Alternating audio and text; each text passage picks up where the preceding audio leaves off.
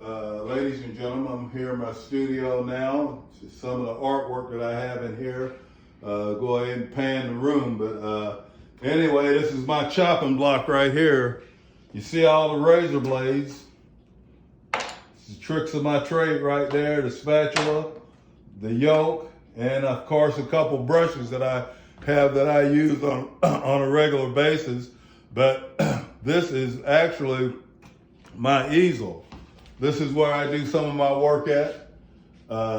This is something I started out with the council room 260, where they have the committee meetings. I have all the council persons lined up there. That's when Maggie Lewis was the president.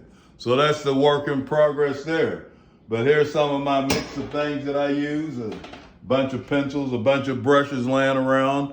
And there's brushes here. I just keep all my brushes lined up. Anyway, this is a painting I'm working on right now. This painting was inspired primarily by the situation when I was downtown at the voting lines. There were people in line with the mask on and everything, and most of them were overweight black women. Now, they were going in line to make sure that they could vote for our now president, Joe Biden. They were really convicted by him, and I feel like now they're being punished. They're the ones that are dying most of corona.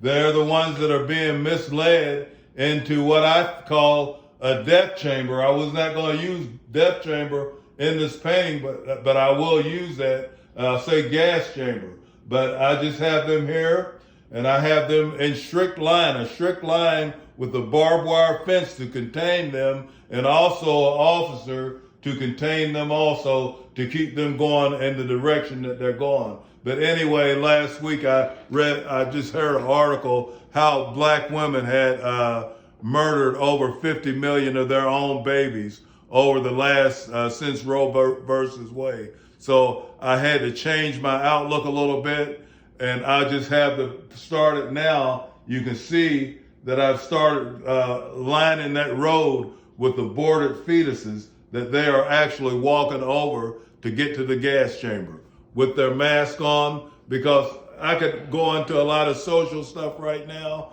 The way our children are being locked out of school, the way they're being forced to wear masks in school. And I hope I don't get too deep here on YouTube, but I don't think there's any justification behind that. It's destroying their educational situation over the years. And the thing about it is, a black woman is actually doing that.